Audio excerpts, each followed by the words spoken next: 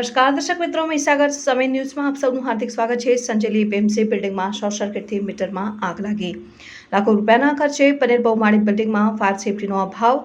સંજેલી એપીએમસીમાં બિલ્ડિંગમાં અચાનક short circuit થવાથી મીટરમાં ભડાકા સાથે આગ લાગતા દોડધામ મચી જવા પામી હતી, પરંતુ બિલ્ડિંગમાં ફાયર સેફટીના અભાવે વેપારીઓ અને ખેડૂતોએ આજુબાજુથી રેતી અને માટીની મદદથી આગ પર કાબૂ મેળવ્યો હતો। ત્યારે લાખો રૂપિયાના ખર્ચે હાલ જ બનેલી આ નવીન બિલ્ડિંગમાં ફાયર સેફટીના અભાવને કારણે લોકોમાં ચર્ચાનો વિષય બન્યો છે।